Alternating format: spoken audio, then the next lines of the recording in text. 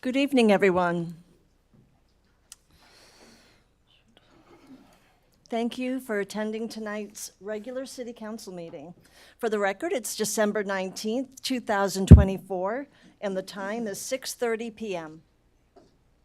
I'll begin with the roll call, and council, when I call your name, please say here or present. Mayor Maxton. Here. Councilmember Stroop is not present. Councilmember Roden. Here. Olvera. Here. Kerner. Here. And Parker. Here. With 5 members of council present, a quorum is declared. And thank you, Christina. And would everybody please stand and join me in the Pledge of Allegiance? I pledge allegiance to the flag of the United States of America and to the republic for which it stands, one nation, under God, indivisible, with liberty and justice for all. Thank you. As a reminder to everybody here tonight, we do live broadcast this meeting, and would like to thank everybody that's attending tonight in person, and like to also welcome all those that are joining us by live broadcast. For those that are here in the room, if you do get an opportunity to speak as part of the meeting, I'd ask that you use the microphone that's up here at the podium. And the reason for that is that the individuals that are watching by live broadcast cannot hear the comments if you speak from the chairs, so we ask you to use the microphone so everybody can hear. Additionally, if you do get the opportunity to speak, I'd ask that you state your name and if you're a Fair Oaks Ranch resident or not. And if you're with an organization, please state your name and what organization that you are from. And we'll move on to our citizens to be heard tonight, and we did have one individual that signed up to speak as part of Citizens to be Heard, and that was Aaron Matlock.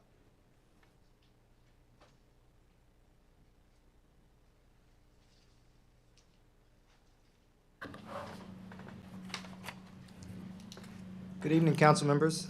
Thank you for the opportunity to address you tonight. My name is Aaron Matlock, and I am a Fair Oaks resident. My family and I live in Elkhorn Ridge subdivision.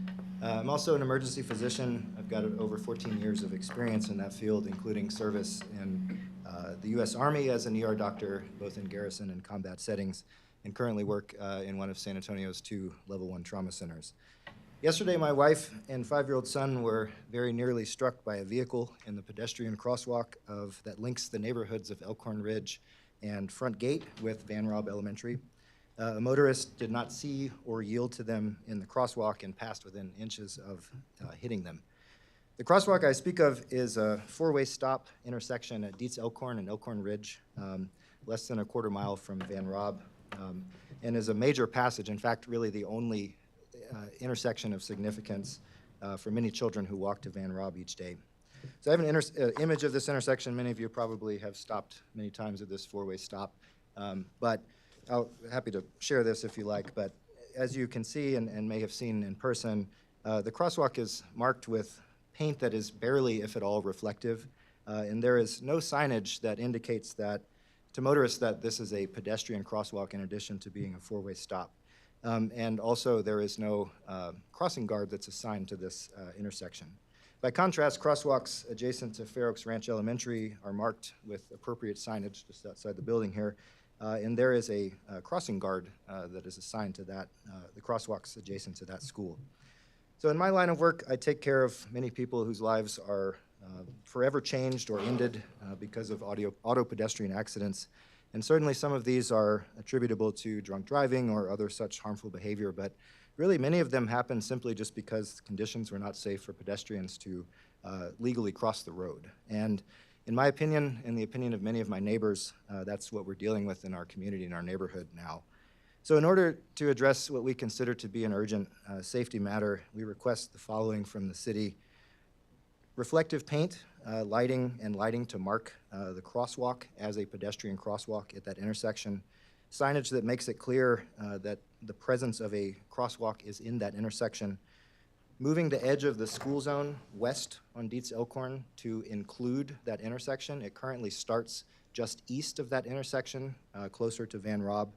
and assigning a full-time crossing guard at this intersection in the morning and afternoon school days. So we think these measures will serve to raise driver awareness of pedestrians in that intersection and will create parity between the resources provided to the students and parents of Fair Oaks Ranch Elementary and the students and parents of Van Robb. So our hope is that the council takes prompt action to ensure adequate protection for the children of our community and that resources are allocated to ensure equal protection to that end. So many of my neighbors unfortunately have stories like ours of being nearly hit in this intersection while walking their children to school. And we see this as a particularly urgent and time-sensitive matter. We certainly prefer that this be dealt with on a civic level rather than a legal one, and I think that's the right avenue for this. And so we appeal to the City Council to take action on this matter. So I thank you for your time, and pending any questions, that's all I've got. Thank you, sir. Thank you. Very well stated. Appreciate your time. Mr. Matlock was the only one that signed up to speak as part of Citizens to be Heard. Is there anybody else here tonight that did not get an opportunity to sign up that would like to speak as part of Citizens to be Heard? Okay. I did have one letter that was submitted and asked to be read as part of Citizens to be Heard. The letter came from Mark Freeberg, and he is a resident of the city of Fair Oaks Ranch. And he writes, "Dear Council, as we have mentioned at previous council meetings, we have been gathering data on traffic and speed on Noble Ark Drive with the hope that it will be considered with and compared to the data collected by the city. While it is summarized in this note, I have attached the collected data in graph form for ease of information sharing. We apologize for not attending today's meeting in person. This meeting conflicts with our daughter's birthday, so we hope our absence is understandable. Since the reopening, we have utilized an electronic traffic counter acquired from Telerom Citizens Data. We're happy to share the technical details of this device if such information is desired. We live between the intersection of Calcalo and Noble Ark before you arrive at Dietz Elkhorn Road, and we have collected the following data for that section of road. Between October 1st and December 16th, our section of Noble Ark has seen a total of 26,150 vehicles. And in parentheses, he writes that this includes 22,143 cars and 4,007 heavy vehicles, which includes trucks, pickup trucks, delivery vans, and large SUVs. For weekdays, we have averaged over 450 vehicles per day, not counting evening traffic. Weekend traffic averages are 130 vehicles per day. During that same time period has seen 2,114 pedestrian walkers and 635 bicyclists. And over 70% of the vehicles traveled at speeds between 18 and 31 miles per hour, and that is probably a reflection of the lowered speed limit.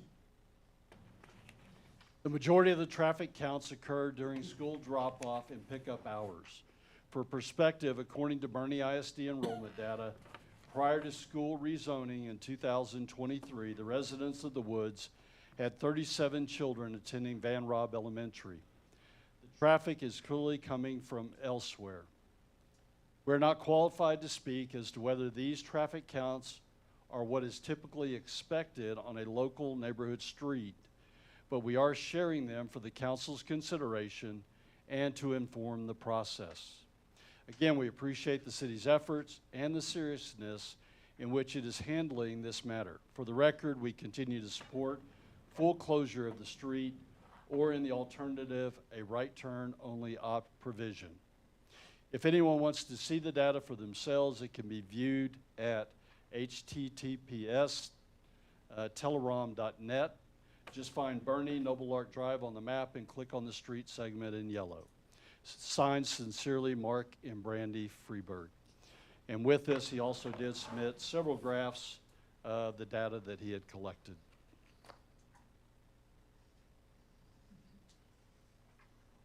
Next on the agenda tonight is the presentation item, and we're going to postpone this item until our next council meeting.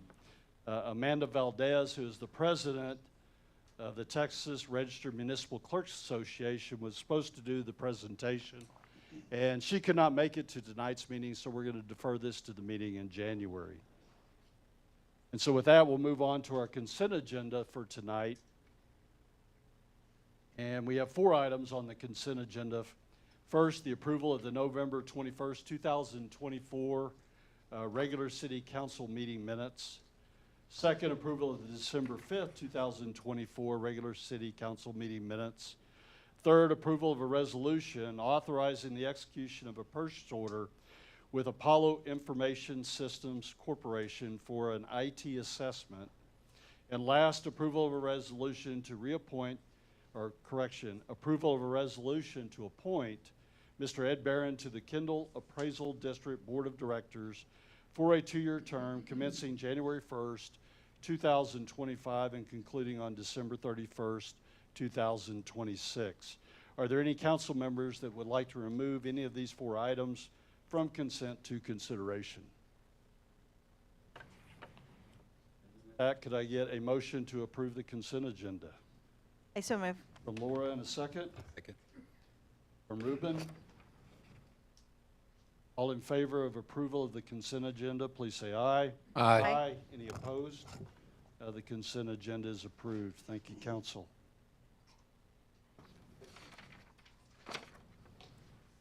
And with that, we'll move on to our consideration items. And the first consideration item that we have up tonight is the consideration and possible action accepting a private donation to the City of Fair Oaks Ranch Police Department. Chief, do you want to kick this off? Sure. Good evening, Mayor, City Council members, ladies and gentlemen here tonight, and those watching on TV.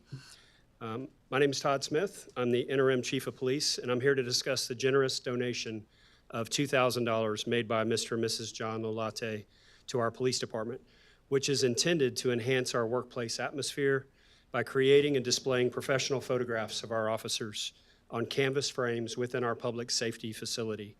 First, I would like to express our gratitude to Mr. and Mrs. Lolate for their thoughtfulness and commitment to supporting our police officers. Their willingness to invest in fostering a positive and inspiring environment for our officers is a testament to their dedication to our community. I should point out that this is the 3rd year in a row for such a thoughtful and generous donation. This year, the donation is earmarked specifically for improving the atmosphere within our public safety facility. The proposed use of the funds includes the commissioning of professional photographs of our officers, which will reflect the dignity, professionalism, and diversity of our police force. They will create an aesthetic and polished display that enhances the facility's environment. These photographs will serve as a source of pride and increased morale for our officers, while also while fostering trust and building transparency with members of the public who visit our building. The project aligns with several key priorities for our department and the community. The first is an improved workplace morale.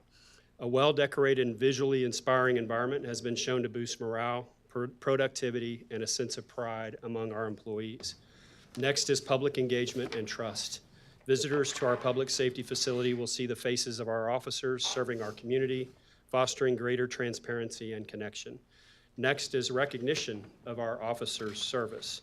By showcasing our team, we honor the hard work and dedication of the men and women who protect and serve our city daily. Next is alignment with our broader community values.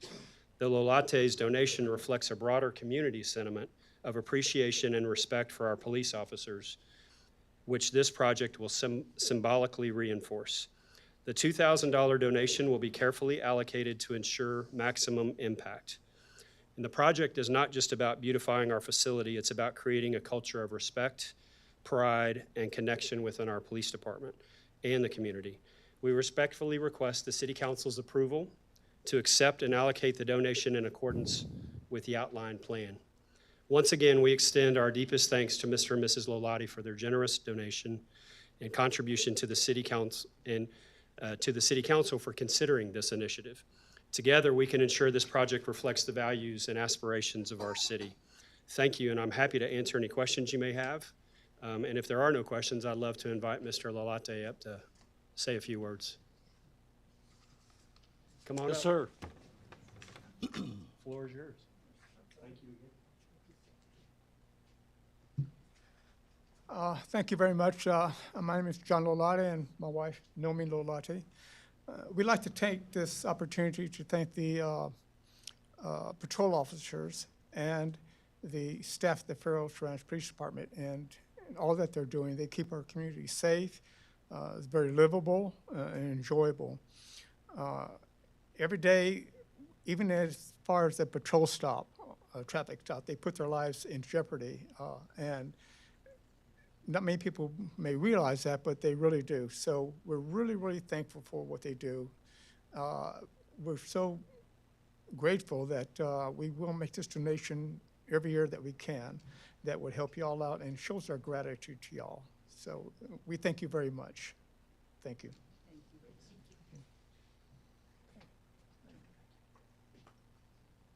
Thank you, sir, for being here tonight. Thank you for your generous donation to our city. Were there any questions from council? Any questions from anyone here tonight?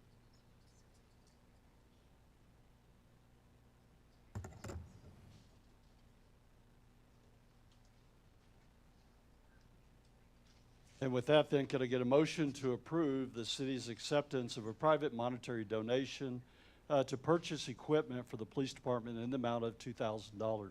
So moved. Keith? And a Second. Scott, third. Fourth. Any other discussion from council? Yeah, the only comment I would make, Mr. Malate, is I said thank you very much for all that you've done for the city for the past 4 years, and appreciate your efforts. And also to note that all the officers that are on duty tonight all came in to acknowledge and say thank you also for what you've done. With the motion on the table for council, all in favor, please say aye. Aye. Any opposed? The motion is approved. Thank you again, sir.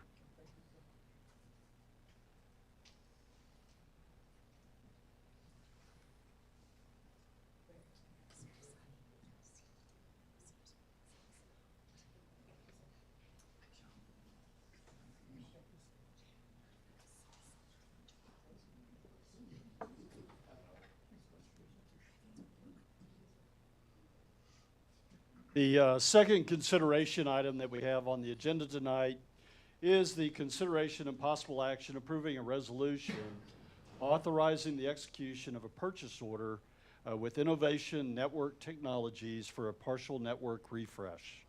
And I'll pass this over to Brian, our IT manager. Thank you, Mayor. Good evening, Council.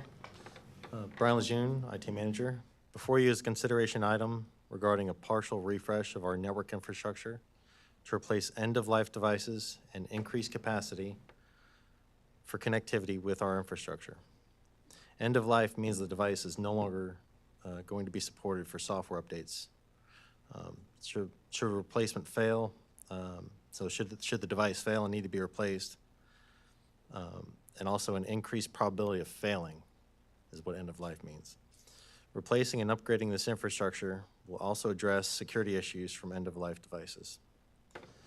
We chose to go with a 1-year support agreement to allow us time for other pieces of our infrastructure to be obtained before recommending a multi-year support agreement to lock in pricing and line up all of their renewal dates. As you know, we are in the process of selecting a vendor for our IT master plan. Some of the items that we are 100% confident will be recommendations from their findings are included in this partial network replacement. We will be able to wait for their other findings from the IT master plan, but will not need to wait for that to address these items recommended before you. Our support agreements are set for 1 year, which provides time to allow for additional findings from that IT master plan and line up renewal dates like I mentioned earlier. This consideration item meets Strategic Action Plan Item 5.5 to evaluate and update IT infrastructure, software, and security.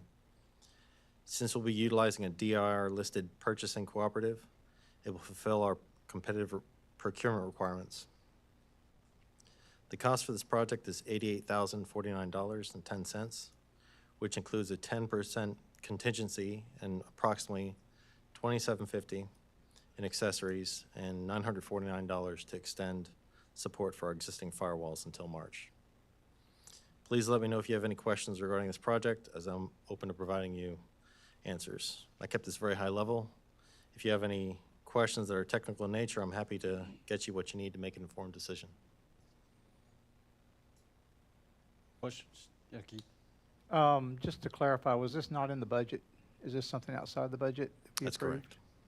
It is. It was discussed during the budget process, Yeah. and Brian actually discussed this when he did a presentation, the July timeframe, and I actually requested to defer that item at that time until we could fully evaluate our infrastructure. So we're bringing this back to you now. Okay, I wanted to map it in my brain, because I saw that on the other page, 33, that it was an additional expense. But so we know the numbers now, so we got Yes, that. that's Okay. correct. Thank you. I think you had talk about different components that needed refresh or updating. And are these like identified as the most critical and you're trying to get ahead of it now, basically? Yes. Okay.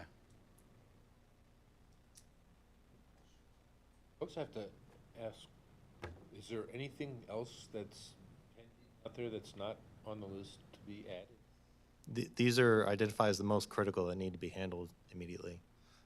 The others were not deemed as critical.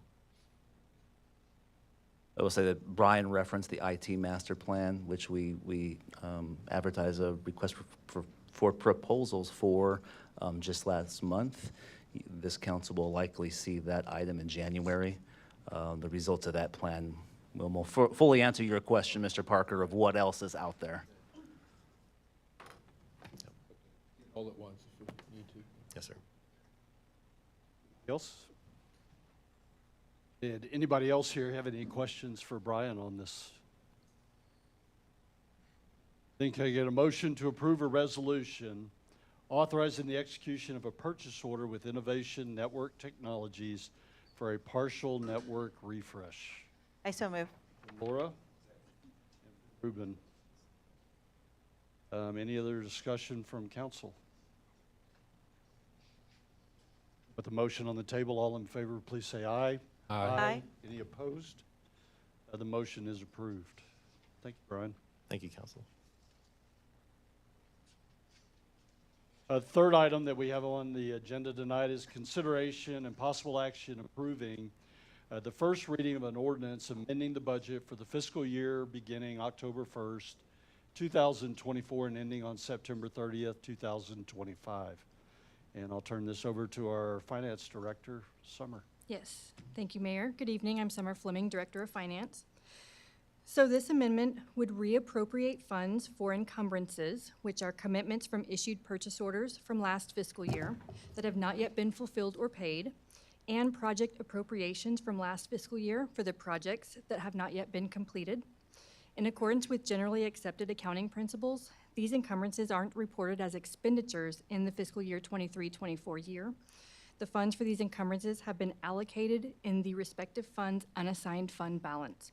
So this amendment will increase total expenditures in the new fiscal year, but it won't change the amount of fund balance that was available or unappropriated on September 30th, 2024.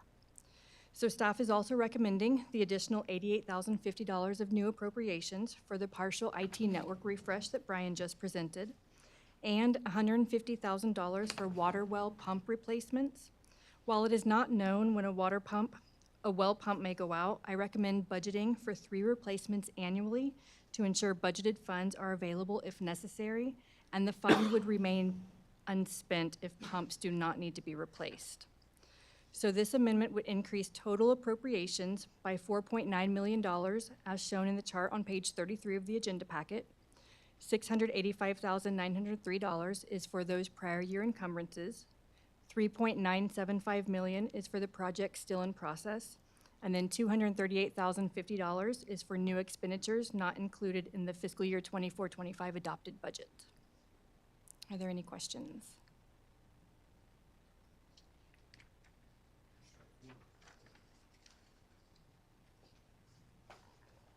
Good. Any questions from anyone here tonight?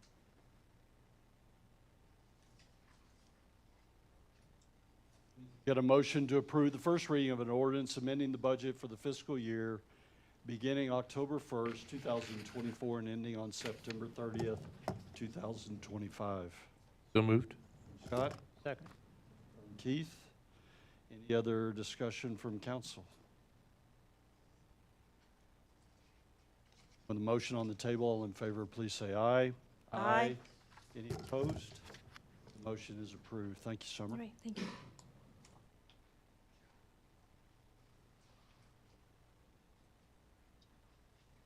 The fourth item that we have on the agenda tonight is the consideration and the possible action approving a resolution establishing an interlocal agreement with Kendall County for detention services and authorizing the execution of all applicable documents by the city manager. Scott, you want to, Yes, sir. you've done most of the work on this, so. Well, it's team effort, sir, but yeah, I'll take this one. So just for quick background, council, back in the fall of 2023, the Kendall County Sheriff notified the city that Kendall County would no longer be accepting Class C misdemeanor arrests from Fair Oaks Ranch if they occurred in Bexar or Comal counties, which impacted a longstanding practice of us transporting those low-level offenses when needed to the Kendall County Jail rather than downtown San Antonio or another facility. Class C offenses typically do not involve an arrest, but when they do, it's a low-level arrest, usually for public intoxication. Historically, the cities that had 10 or fewer of these arrests annually in the last 18 months, I think there's only been one. So it's a relatively infrequent occurrence. And again, that's just for Class Cs. For Class B misdemeanors and higher level offenses, arrestees are still taken to their respective county of arrest at that time. Over the past year, the city and the county has negotiated the draft interlocal agreement that's before you tonight to reestablish detention services for all those types of offenses, including Class Cs. The finalized agreement would allow the city or the PD to transport in Class C arrestees, regardless of county of origin, to the Kendall County Jail. There would be a charge for all arrestees to the city of $65 per day per detainee. And beyond that, the agreement calls for the city to magistrate our own Class C arrestees within 8 to 10 hours, which is completely applicable. And if applicable, Fair Oaks Ranch would be responsible for transportation and medical care for a detainee if needed. So I'm happy to present this to you tonight, that we have reestablished that longstanding relationship. This will certainly increase our efficiency, reduce officer travel time, enabling our forces to get back to patrol duties as quickly as possible. I think it reinvigorates our interlocal cooperation with the county. And overall, the cost to the city is minimal. We expect the cost for all arrestees, even Class Bs and above, to be well under $3,000 per year. The last time the county actually billed us for this was in 2009, and that was about $1,900. We're talking about a pretty low-level cost overall for something that, on the infrequent occasion this occurs, we have a place for them to go. So tonight's approval will again formalize this practical solution, and for transporting all Kendall County and all Class Cs to the jail, regardless of the county of origin. So with that, I recommend approval, and I'll stand for any questions you may have. Great job, Scott, on getting this coordinated and team. How long is our interlocal agreement good for? How do we renew that? It does include automatic renewals. Either party can cancel with 30 days' notice, but it is an ongoing agreement. So it's an annual It is an annual automatic renewable. renewal Yes, yes, interlocal ma'am. agreement. Okay, thank you. That was my question too, so y'all answered it. Thank you. Yeah, I was hoping not to have to do this each year. Yeah, well, me too. Anybody else? Anybody else here have any questions? Scott? Can I get a motion to approve a resolution authorizing a resolution establishing an interlocal agreement with Kendall County for detention services and authorizing the execution of all applicable documents by the city manager? I so move. Laura, and a second. Second. Ruben. And any discussion from council? I just offer up, thank you, Scott, for all the work that you put into this and to make this happen. And I know it's been not a challenge, but a lot of work to go into this to get it to where it is today, so thank you. With a motion on the table, all in favor, please say aye. Aye. Aye. Any opposed? Motion is approved. Thank you, Scott. Thank you. And our last consideration item tonight is the consideration and the possible action approving a resolution adopting a City of Fair Oaks Ranch Public Improvement District policy. Scott, do you want to? Yes, sir. I will kick this one off too, Mayor and Council. So public improvement districts, or PIDs, are one type of special financing tool authorized by the Texas Local Government Code. They allow developments to finance public improvements and infrastructure, usually through special assessments on property taxes to the defined district. As market conditions become more favorable to development generally throughout the state, including our city, we expect that the city may receive requests for PIDs in the future. So as part of this, we're trying to draft a policy to proactively define how the city could consider public improvement districts if a request is made. So the purpose of the policy before you is to establish guidelines for developers who are seeking to create PIDs within the city or within the ETJ. And with a PID, although the city has no legal or financial responsibility for a PID once it's created, PID still must be approved by the city council to create PID bonds or to level special assessments. So the city council's job, if there was a request, is to ensure that PIDs are self-sustaining and essentially viable. They provide the infrastructure or other improvements that are created within the policy or within the petition, and overall that they align with the city's strategic goals, specifically in our case to manage growth. The policy requires developers to meet financial and operational criteria as outlined in the policy, and it also ensures through the policy and ultimately through a PID that the PID provides for all the administrative expenses and operations of a PID and not the city itself. For the developer, a PID can provide favorable financial terms for financing public improvements and development.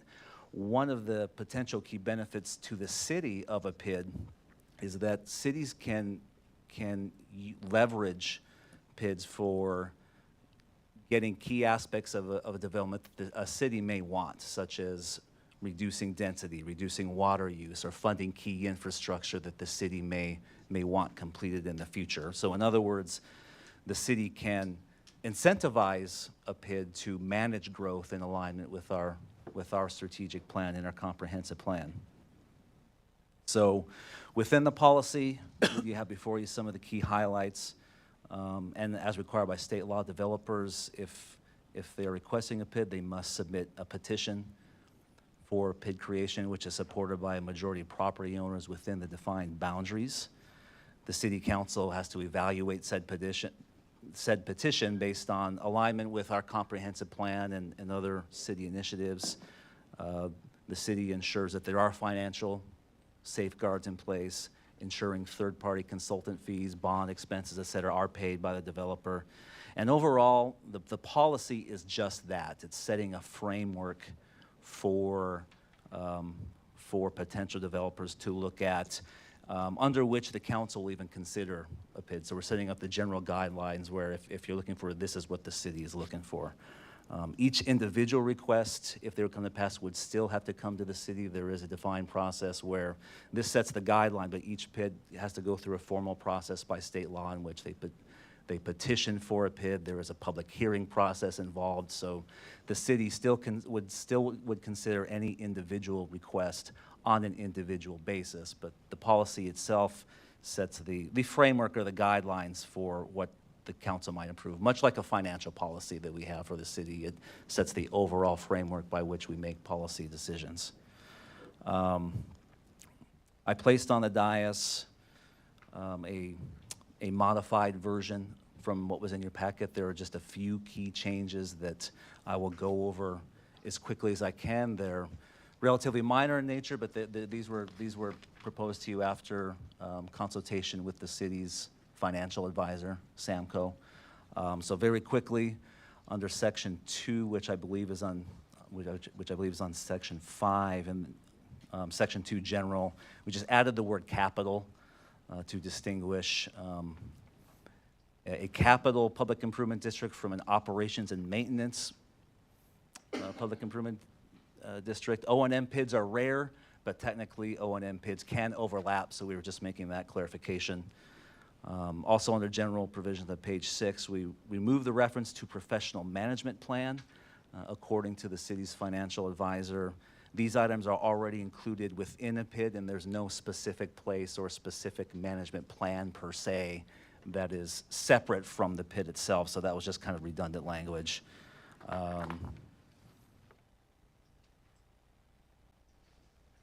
Further down on the ratio of value to lien, the modified ratio is 2.5 to 1. I think the original was 3.0 to 1. And this is basically reflective of current market conditions where we're seeing, slightly lower ratios than we've seen in past with stronger market conditions. But again, when this comes to council, the council can evaluate each of those on an individual development basis in the context of the whole. But again, what this is doing is assigning a general guideline for developers to consider as far as financial ratios when they're considering a PID petition. And I think the last major change, I believe, was in Section 7 under maximum assessment. The previous language had essentially a cap of no more than an overall $3 per $100 evaluation on a tax assessment. Now that is if the case in which if there is a special assessment of the property, the total of all taxing jurisdictions, county, city, school district, et cetera, cannot exceed $3. Under current market conditions, that probably would not be a big deal.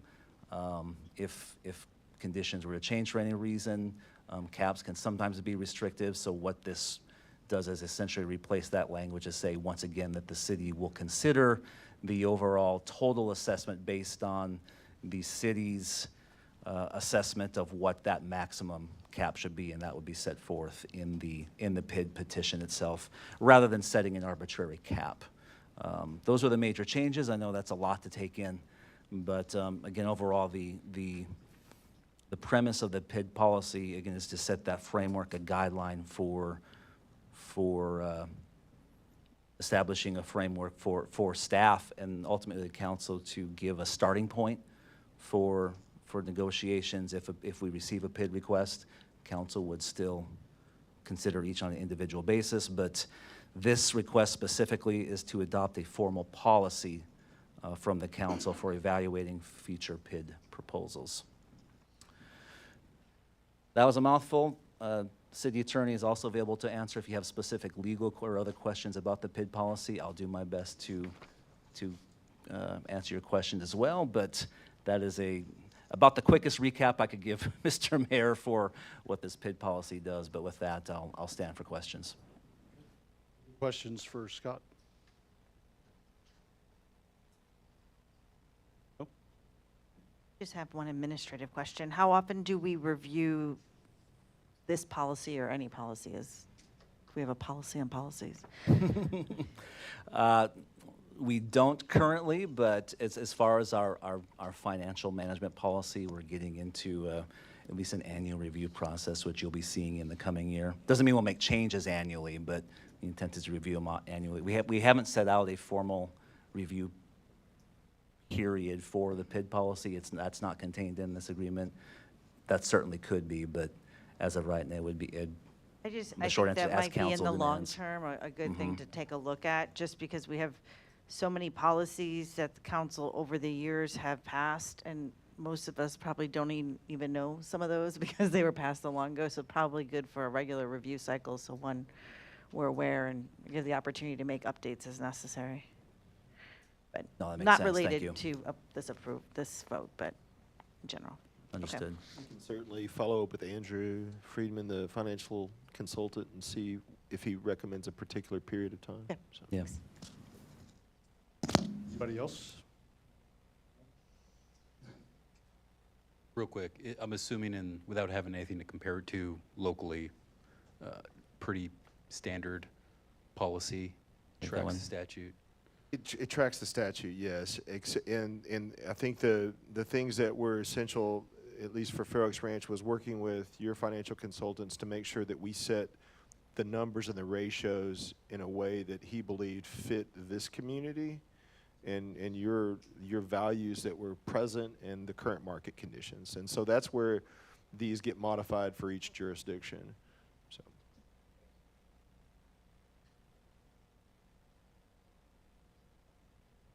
Any questions from anyone here tonight?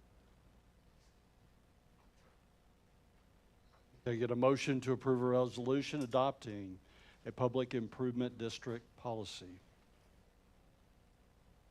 So moved. Second, Second. Ruben. Any other discussion from council? Motion on the table, all in favor, please say aye. Aye. Any opposed?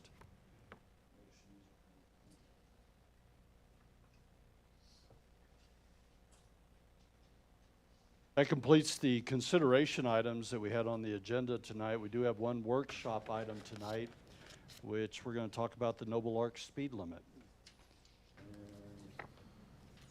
Carol, are you going to lead us through this one? I will.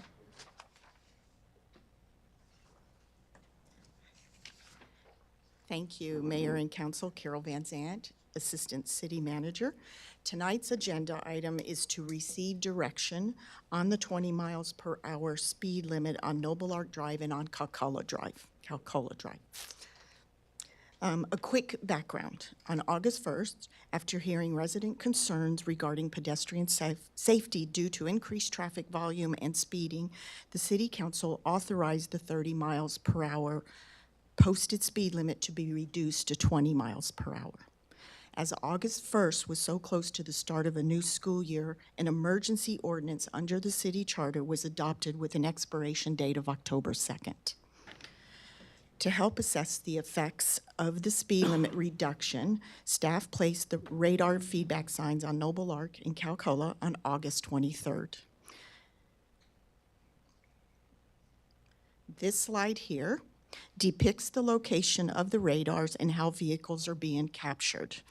So from Fair Oaks Parkway, that is Calcola Drive, and the radar with the yellow pointing towards the red arrow is capturing vehicles coming from the parkway to Calcola.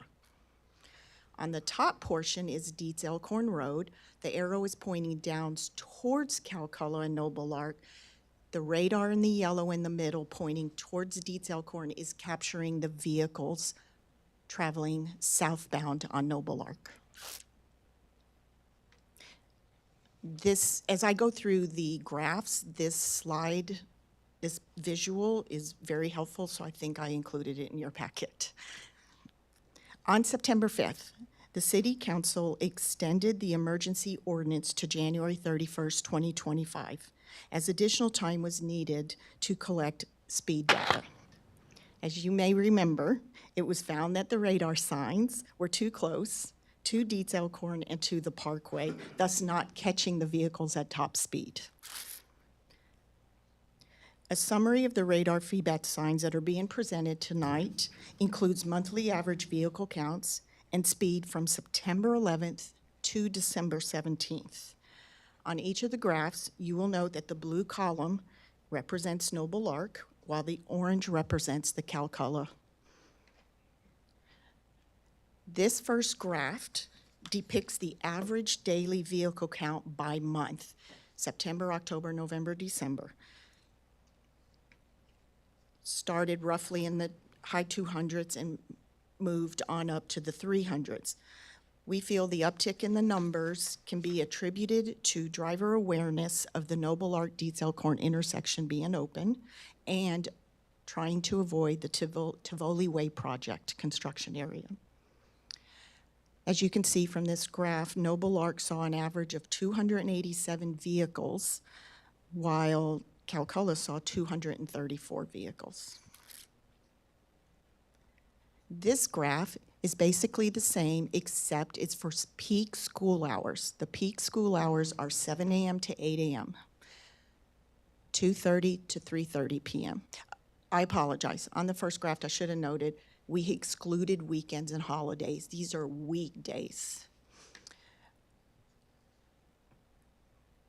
So, on average, Noble Ark saw 136 cars, while Calcula saw 71 cars.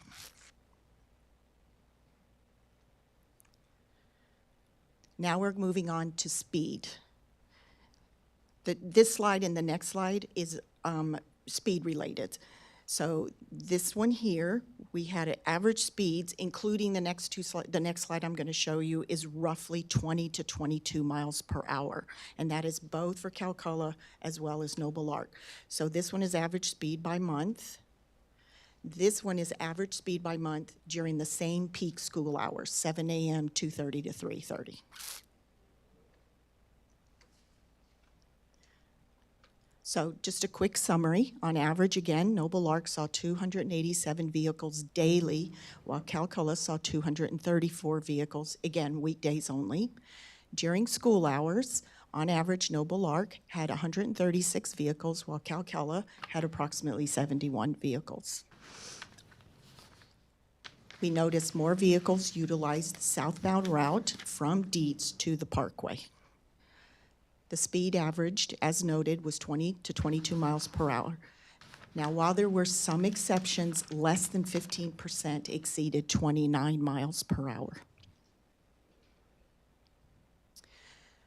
So we have three options for your discussion and consideration tonight, and then a staff has a recommendation. One of your first options is to maintain the 20 miles per hour speed limit. Staff will bring an ordinance in January for the council's consideration to make the emergency ordinance permanent, because remember, it expires at the end of January. You may revert to the original 30 mile per hour speed limit. On January 31st, the emergency ordinance expires, as I noted. So on February 1st, staff will install 30 mile per hour speed limit signs. You may direct us to have a different speed limit, such as 25 miles per hour, effective no later than February 1st, 2025. This action will require an ordinance to be presented to you for consideration in January. Based on the data that we provided, staff recommends the course of action is to maintain the 20 miles per hour speed limit. I thank you for your time. I hope we have provided you with the data so that you can have a good discussion, and we are here to answer any questions you may have. Questions? Good presentation. Thank you. Yeah, great job in laying it out, Carol. You know, initially when this was presented to us, I think there were several concerns, issues on the Calcula Noble Ark area. One was the amount of traffic. Two was the stacking of vehicles turning out of Noble Ark Calcula onto the Parkway or Dietz Elkhorn. And the second or last was the speed of vehicles that were driving in the area. And I'm not sure about the number of vehicles that are traveling on the road. It may be similar to what we had previously, and if it is, but what it seems to show is that definitely we have a reduction in speed of vehicles, and also it noted, but we have not noticed any stacking of vehicles waiting to turn out onto the Parkway or Dietz Elkhorn Road in the times that have been observed. So I believe that there could have been other factors that have contributed to this, but definitely believe the 20-mile-an-hour speed limit has made an impact within the area. Did I agree? Yep. Yeah, I was going to say, I took Keep it. spoke with some neighbors. Overwhelmingly, the people that live there want to keep it at 20. For anyone that thinks about raising it, I don't think that makes the area safer. And just by looking at the averages, the average car is speeding. I mean, because they're already going above 20. So raising it even more, I think, does nothing from a safety perspective. Correct. Yeah. Okay. So the guidance from council is in back to staff is to maintain the 20 miles per hour, and we'll bring the first reading of an ordinance to establish that back at the January 16th meeting. Correct, that is the Yes. plan. Okay? Thank you. Thanks, Carol. Yep. Did a great job in laying it out, too. Thank you. Appreciate that. Thank you very much. I want to thank the staff also that helped me greatly, Ernie Martinez and Julie Lovelace. Thank you. And that completes the items that we had on the agenda for tonight. Does any council member have any announcements that they would like to make? Yes, ma'am. Mayor, you know I must make this announcement. I would I'm like, just waiting for it. Thank you. I would like to acknowledge the Navy victory on the Army-Navy game this past weekend over Army. It was a good matchup, but in the end, you know, we came out victorious pretty strongly, I'd have to admit. Yeah, it looked very Yeah. strong. Your quarterback looked great. Yeah, so it was good rivalry, and I'm glad to leave my last year of, you know, council with the victory. Dagger, thank Yeah. you. I deserve the comment because Okay. I did make some comments ahead of time. You sure did. That warranted a follow-up, so Yes. thank you very much. Any other council members? I had a couple announcements for everybody. The State of the City presentation is scheduled for January 30th to start at 7 p.m. And we're going to do this in the Spring Creek United Methodist Church. There is no cost this year for residents to attend, and all residents within the city are invited. And we look forward to seeing you there. Second announcement, a reminder that City Hall will be closed on December 24th and 25th for the Christmas holiday, and also will be closed on January 1st for the New Year's Day holiday. I did want to thank all the residents who supported the Blue Santa event this year. All of the gifts, I believe, we may have even had pictures, but I'm not sure that we coordinated for it tonight. But we have a storage room within the police station, and we filled this room completely. And ultimately, when they were transporting the gifts away, just to give you an idea, I believe it took 4 police cruisers to transport all the gifts. Huge transport van from Bernie. Oh, so, point being in all this, just to give you an idea of how many gifts we have, but to thank the residents of Fair Oaks Ranch to their support in helping the Blue Santa, but ultimately in supporting needy families within our area. And for those that arrived to City Hall or those that have driven by recently may have noticed that we do have some nice decorations up around City Hall. And a small crew of residents did volunteer and were responsible for putting up these decorations. And I would like to thank this team of Susie Richardson, Sharon Morrow, and Dee Dee Manitzes for their support in volunteering over a 3-day period to put up these decorations. And a reminder to all that City Council did cancel the meeting that was scheduled for January 2nd. And so our next City Council meeting is scheduled for January 16th. And from the City Council and the city staff, we wish everyone, all the residents of Fair Oaks Ranch, a happy holidays. And I hope that you're able to enjoy the holidays with family and friends. And we look forward to seeing you having a prosperous 2025 next year. Got any other announcements or anything that I missed? Nothing from me. Does any council member have anything that they would like added to a future agenda? So Mayor, maybe not to our agenda, but based off of Mr. Matlock's presentation. I'm sorry. Thank you. Not to our agenda, but based off of Mr. Matlock's presentation, I'd like to see if that could be added to the Transportation Safety Advisory Committee agenda at some point, or at least the list of things that they want to look at.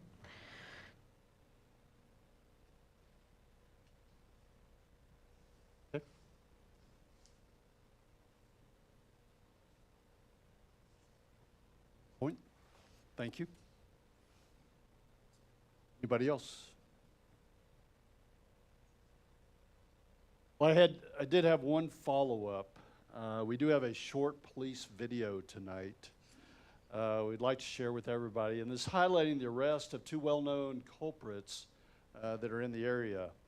Elfie and Tinsel were attempting to get away with a bag of children's gifts earlier this week and were apprehended by the police department. Elfie and Tinsel and the gifts were returned to their home safely.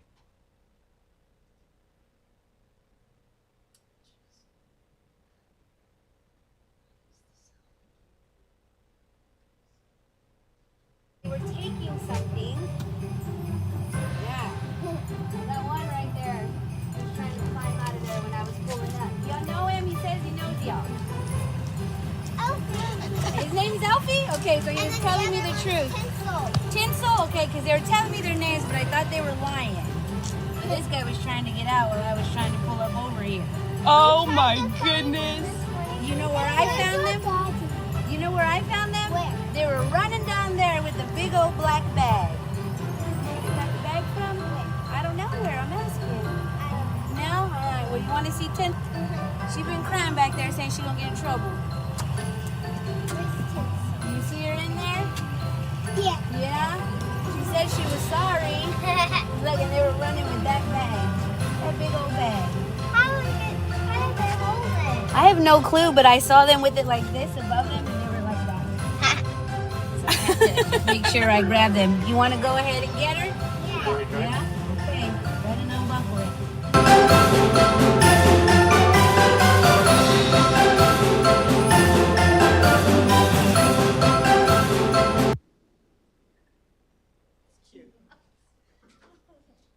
In the holiday spirit. We will go into executive session tonight.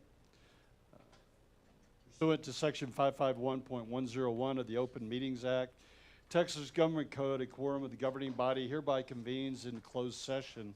And we'll do this related to consultation with an attorney, discussions related to possible terms and conditions necessary to resolve disputes that have been the subject of ongoing litigation, the development commonly known as Bernie Ranch Estates LLC, also known as Fair Oaks Meadows.